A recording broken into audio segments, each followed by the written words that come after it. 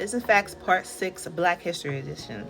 Herman J. Russell was born December 23, 1930 in the Summerhill community of Atlanta, Georgia. Over the course of 50 years, Russell amassed one of the nation's most profitable minority-owned business empires, turning a small plastering company into a construction and real estate conglomerate. Before attending David T. Howard High School, Russell worked odd jobs for his father, a plasterer who instilled in Russell an ethic of hard work and prudence. While a sophomore in high school, Russell purchased his first property, which he later developed and leveraged to pay his college tuition.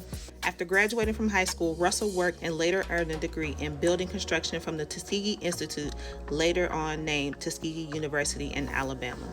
In 1952, he founded H.J. Russell and Company. It's one of the largest minority-owned construction services and real estate development firms in the United States. Throughout the 1960s and 1970s, Russell's construction empire grew and diversified, paralleling the changing racial status quo of African Americans.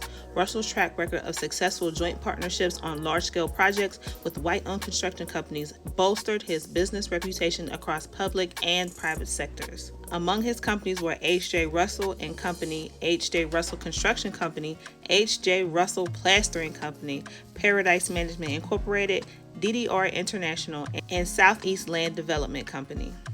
Russell's better-known projects include numerous Atlanta landmarks, among them the Hatfield-Jackson Atlanta International Airport, the Georgia Dome, Phillips Arena, later State Farm Arena, and Turner Field. In the 1960s, he became the first black member and later the second black president of the Atlanta Chamber of Commerce. One of his good influential friends was Martin Luther King Jr., and in 1973 he helped Maynard Jackson win election as Atlanta's first black mayor.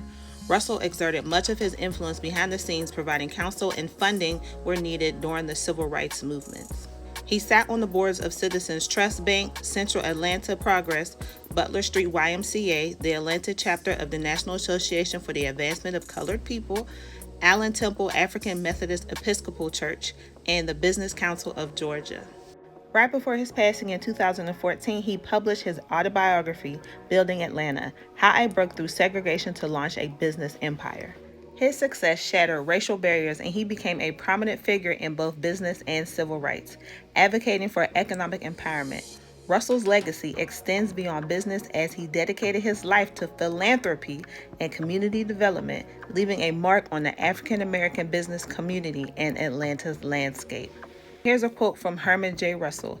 I developed 4 rules for success in business.